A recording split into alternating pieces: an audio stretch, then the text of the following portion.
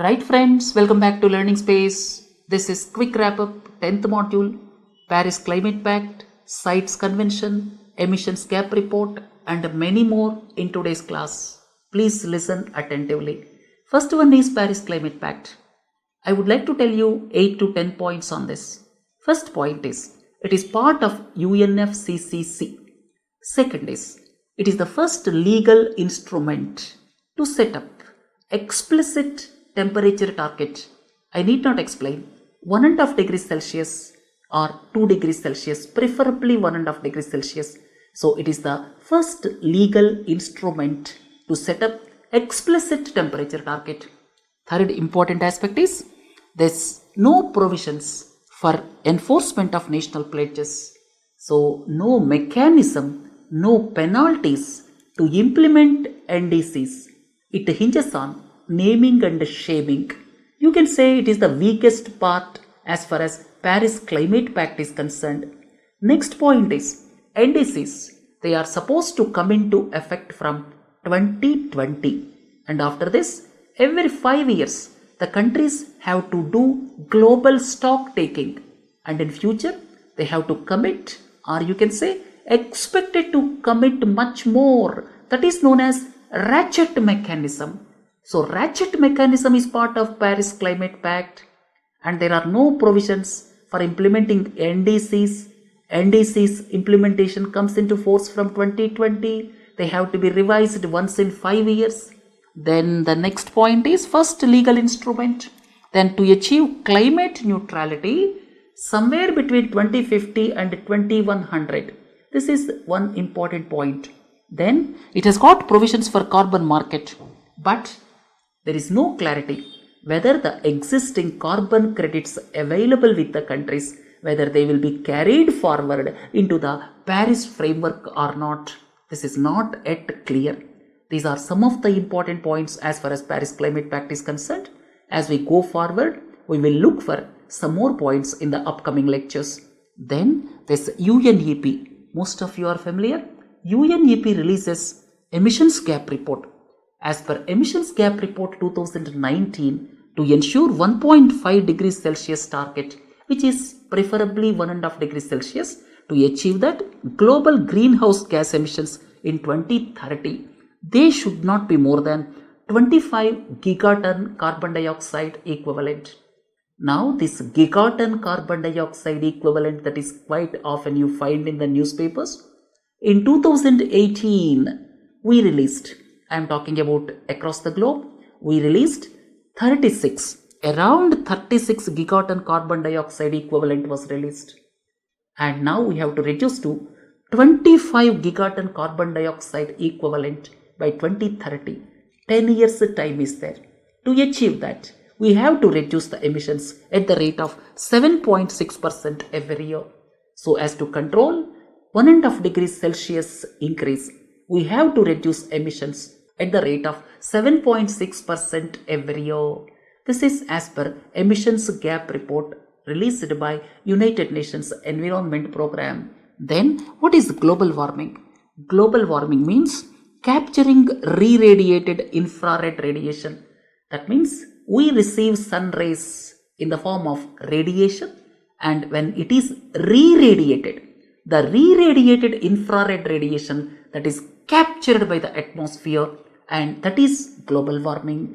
And all these gases, carbon dioxide, methane, nitrous oxide, hydrofluorocarbons, chlorofluorocarbons, these are all examples of greenhouse gases. These points I have already deliberated. The concentration of carbon dioxide, that is 147% of pre-industrial level now. Pre-industrial level, it was around 280 ppm, and now it crossed 400 ppm. If you look at the methane, it is now 260% of the 1750 level. So now it increased by 160% in comparison to 1750 levels. You can conclude the methane increase is much higher than the carbon dioxide increase. Then when you look at IPCC, 2-3 points I have to tell you. IPCC is the organization of governments that are members of either United Nations or World Meteorological Organization. Most of you are well aware about it.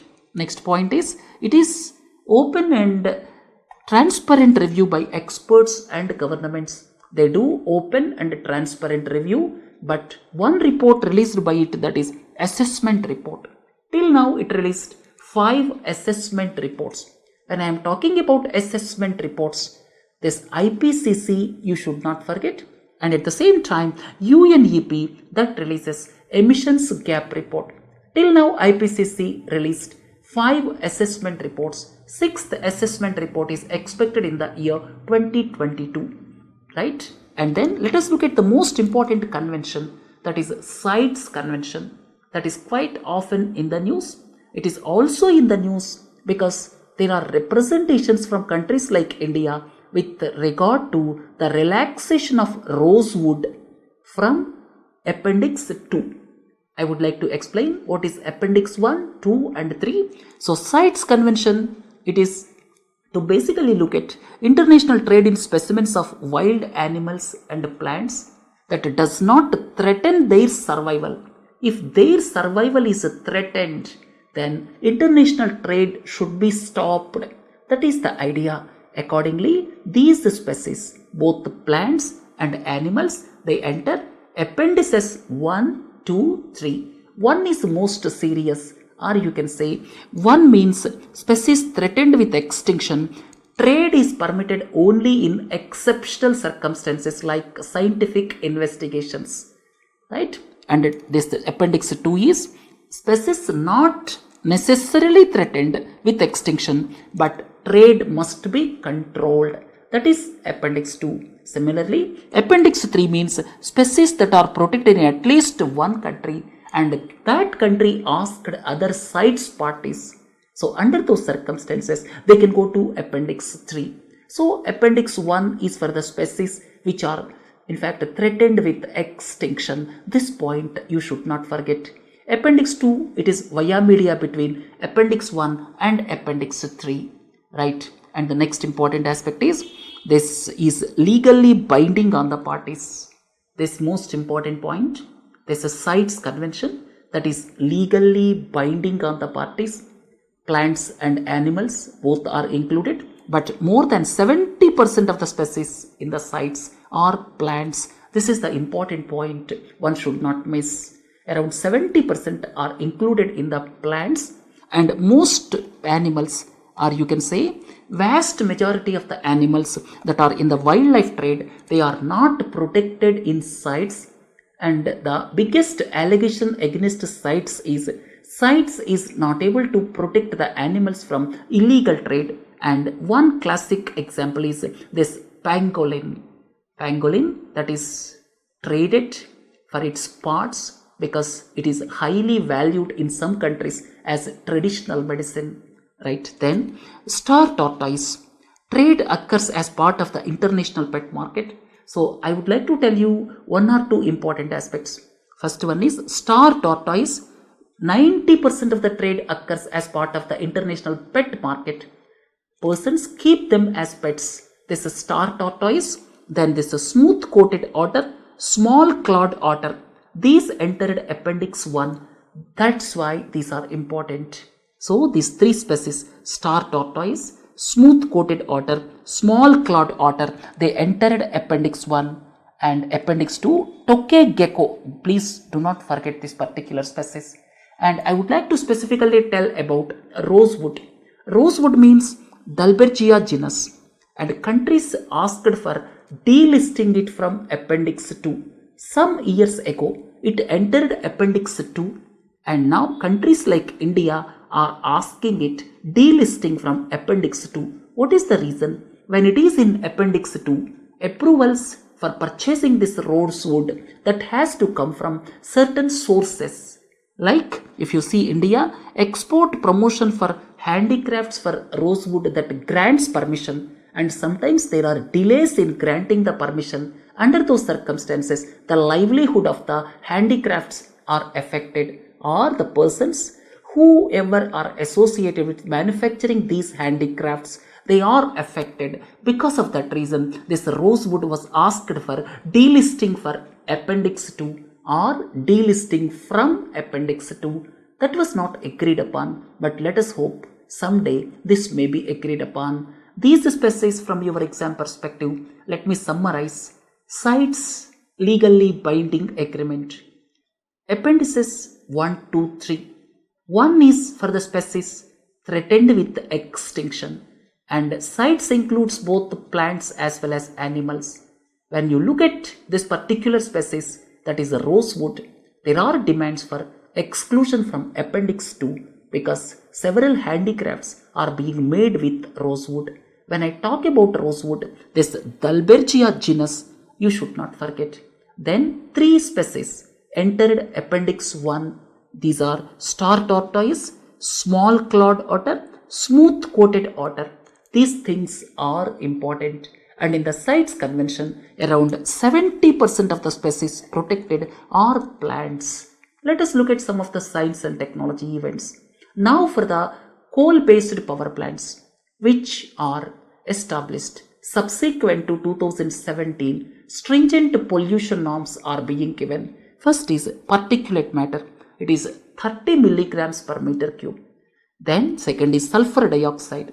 When I am talking about sulfur dioxide, please don't forget acid rain. The areas nearer to coal-based power plants and similar industries, they face the problem of acid rain. So this sulfur dioxide, that is 100 milligrams per meter cube. Then nitrogen oxides, that is NOx emissions, 100 milligrams per meter cube. Then mercury. These are world standards, or you can say across the world the standards are almost on the similar lines. Then with regard to the coal-based power plants established prior to 2017, certain liberal rules are allowed. This is the important point. Then directed energy weapons. Recent times these are into the news.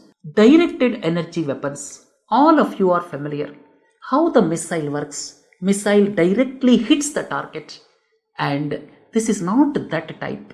Directed energy weapons, they damage the target with high focused energy by using lasers, by using microwaves, by using particle beams. They decimate the target and they travel at the speed of light, and they can target with pinpointed accuracy.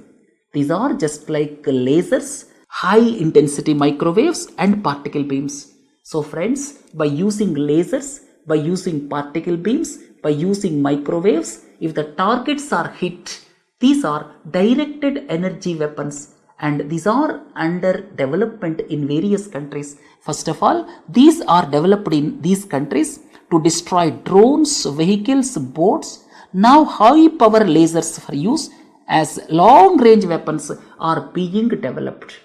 That means long range weapons by using lasers, they are being developed. There are 2 advantages. One is pinpointed accuracy and the second is speed of light. Then friends, quite often we talk about ozone, O3. Ozone in the stratosphere. This has beneficial effect and it protects us from sun's ultraviolet radiation. Most of you are well aware.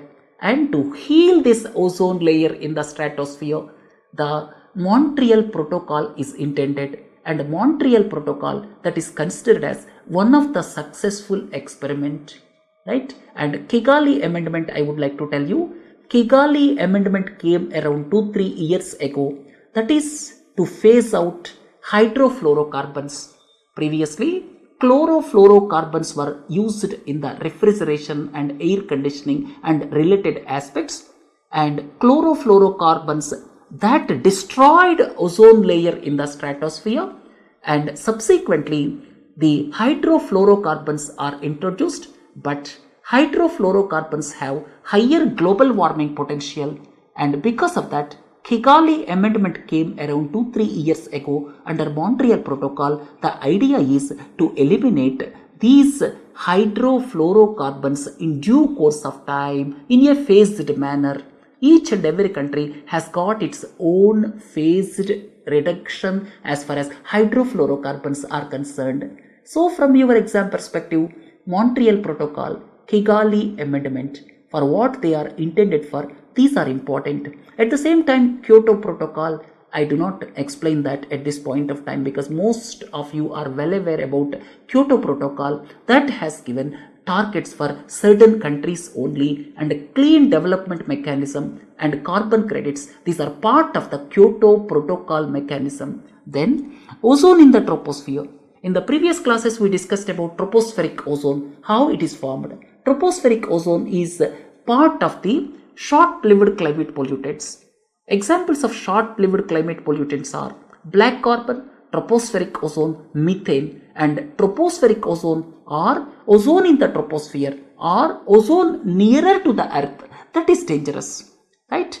It is the major component of urban smog and worsens bronchitis and damages the lung tissue. Another important aspect when this tropospheric ozone is there in the environment, we learned in the previous lectures. It is a short-lived climate pollutant and it stays in the environment for few hours and few days, not more than that. Mostly it stays for few hours. And what are the disadvantages of it? The disadvantages are it affects the uptake of atmospheric carbon by vegetation and it reduces the crop productivity. It reduces the uptake of the atmospheric carbon by vegetation.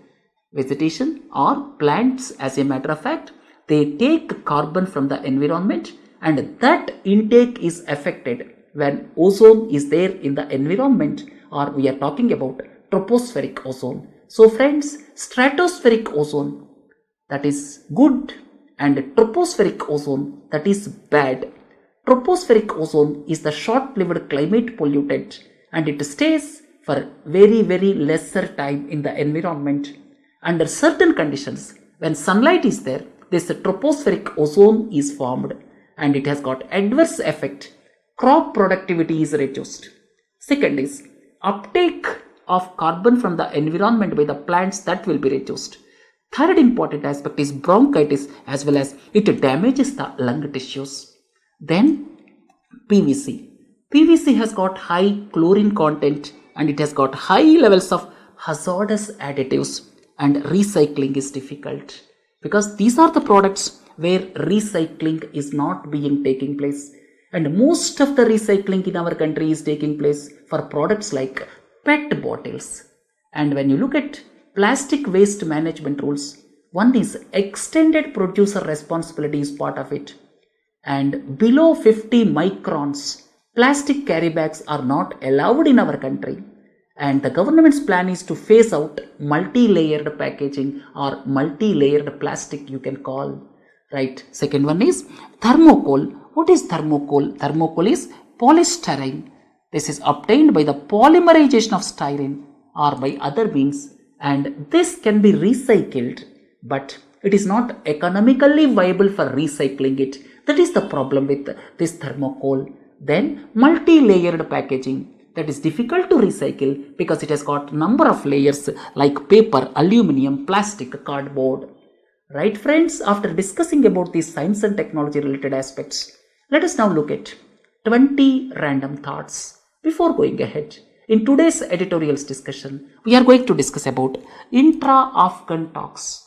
Let India also part of the game because Afghanistan is strategically located.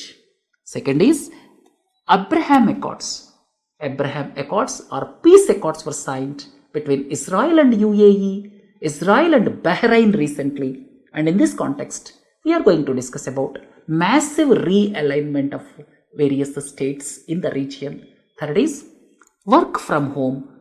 Can it alter the dynamics of big cities or can it decongest cities like Bengaluru, Hyderabad? These three we are going to discuss in today's editorial. Today is Friday. Friends, let us look at these one by one. Silver Lake.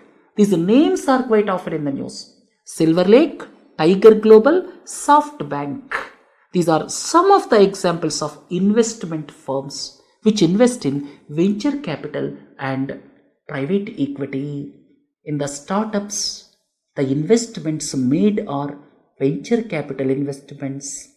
When the startup becomes quite big, then it is known as private equity. So when investments are made in the way of venture capital, private equity. These are examples of the private limited companies. So friends, this point please don't forget. So in the startups, investments are in the form of venture capital, and these forms are quite often in the news. SoftBank, that is the investment firm. Similarly, Tiger Global, similarly Silver Lake. They have made huge investments in Indian firms recently. Then investments into the stock market through the foreign portfolio investment route. They are considered as passive financial investments. Foreign portfolio investments, they invest in India's stock market, and they are examples of passive portfolio investments. Then Thwaites Glacier, this is also called Doomsday Glacier. Then the Pine Island Glacier, they are part of the Antarctica ecosystem because these are melting faster than expected. That's why quite often they are into the news. When I am talking about Thwaites Glacier, one should not forget Ross Sea also. And Ross Sea is part of the Antarctic ecosystem. So friends, Ross Sea, Thwaites Glacier or Doomsday Glacier as well as Pine Island Glacier, these are into the news. Then increased public investment may lead to crowding in of private investment. These two statements are quite often in the news in recent times. Most of you are well aware. Now in the context of COVID-19, economic experts are suggesting increasing the investment by the public sector, or you can say increasing the investments by the governments. The idea is if government increases the investments, then private investment will crowd in. So this particular statement, do not forget. Then excessive borrowings by the government. Parallelly, students should understand this statement also. Excessive borrowings from the government, from the market, may crowd out private investment. Absolutely correct. Because government is in a better position to borrow from the market in comparison to private parties. So, if government increases their borrowings from the market excessively beyond certain limit, then it crowds out the private investment.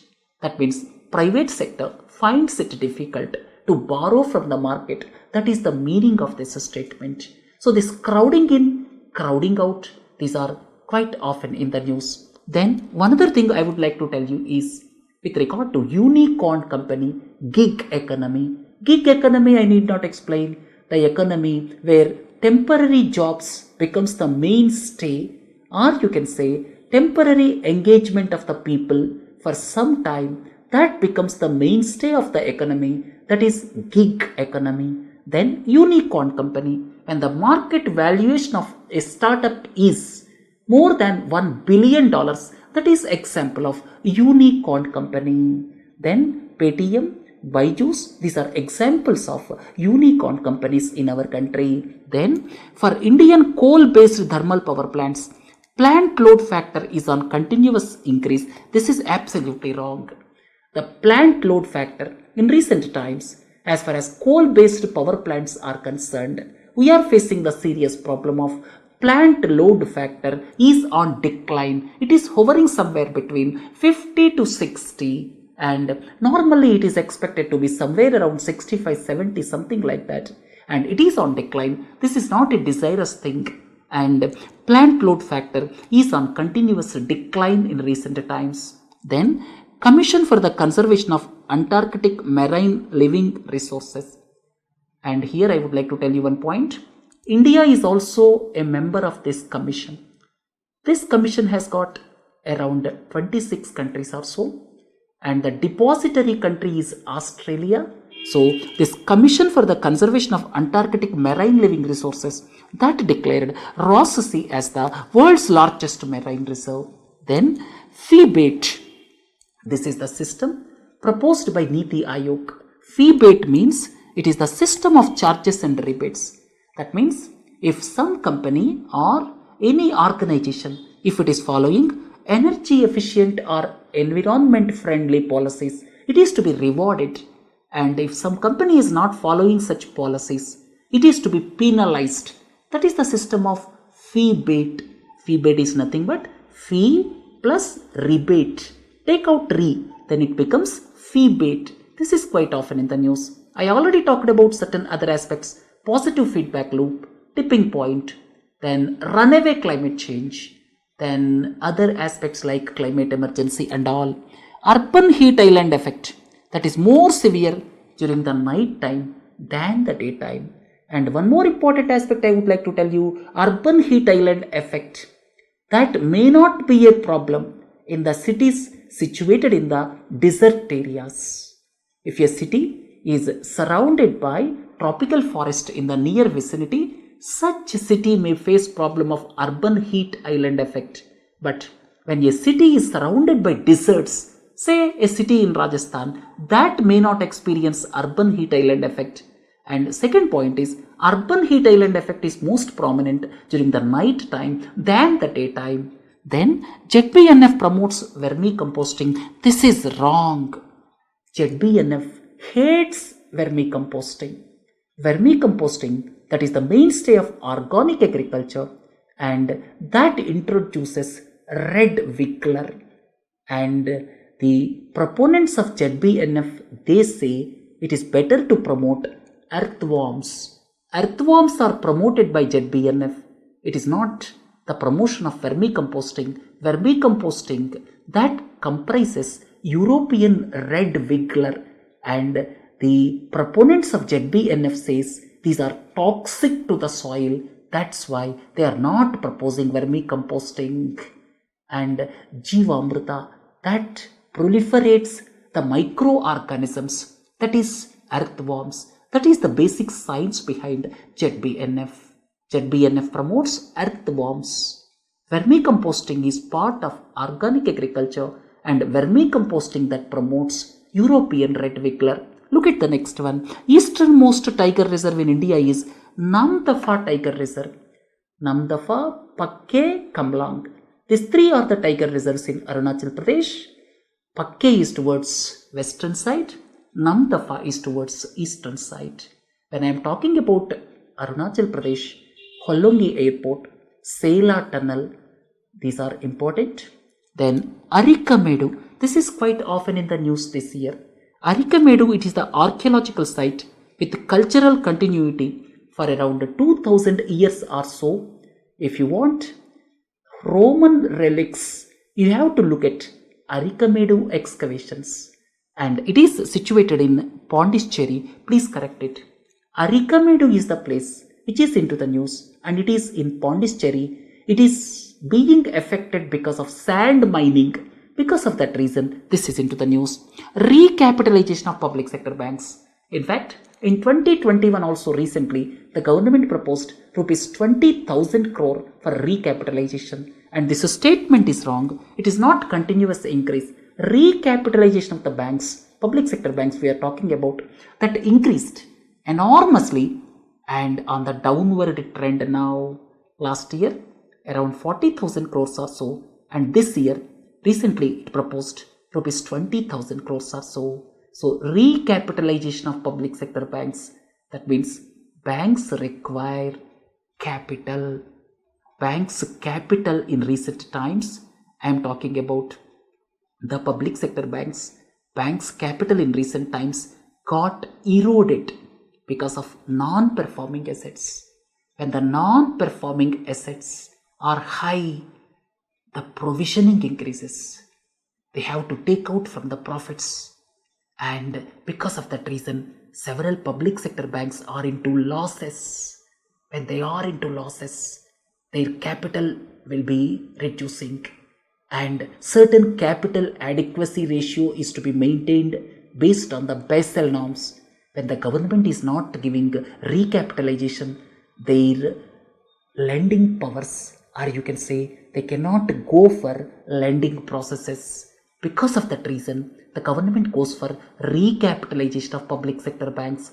Because of the bad loans, their capital got eroded. This is the important aspect. To recoup capital, now the center is giving recapitalization of public sector banks. Then Saudi Arabia is the largest oil exporter to India, and I would like to tell you 3-4 important aspects. India's largest export destination is USA. India's largest imports comes from China. Then next point is with regard to this oil imports. Largest oil importer to India is from Iraq. Don't forget. Second comes Saudi Arabia. These things are important. Highest foreign direct investment comes from Singapore. Highest foreign portfolio investment comes from USA.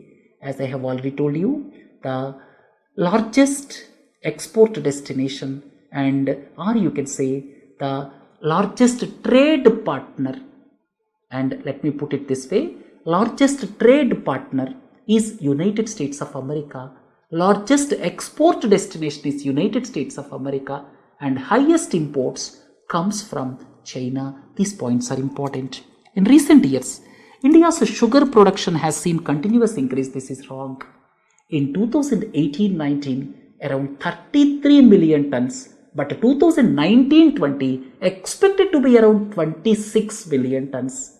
They increased enormously in recent times, no doubt about it, but has fallen in 2019-20. So this statement is wrong. Then capital expenditure of all the states put together as percentage of GDP is higher than that of the center. Absolutely correct.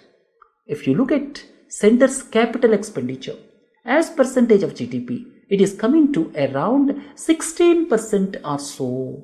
And for the states put together, the capital expenditure is around 29% or so. So the capital expenditure of all the states put together, that is higher than that of the capital expenditure of the center. This is the first point one should not forget. I would like to tell you another point also.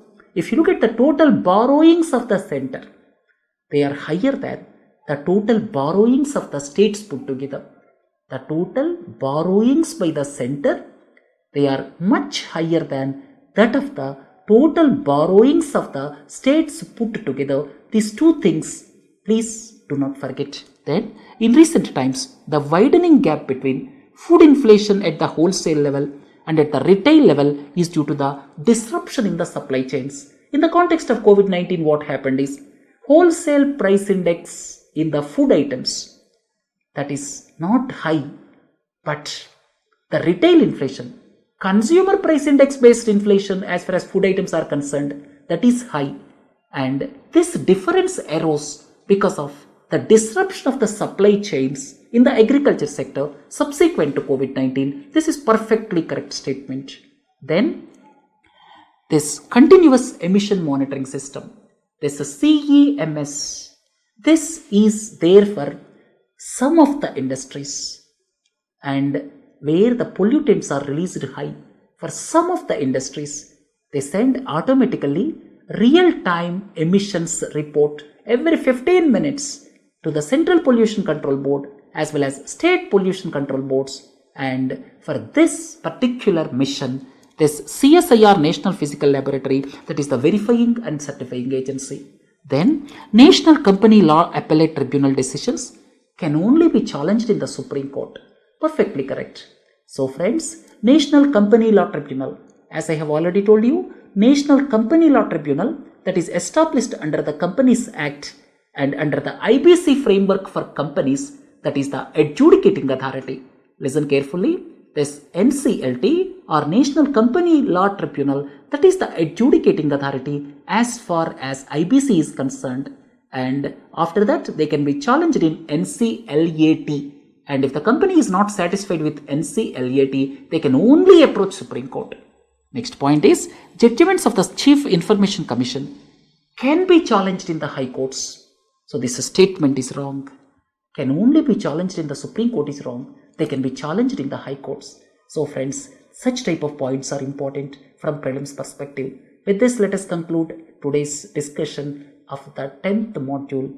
Please do join for 11th module. We are producing on Monday. Have a nice weekend. Thank you.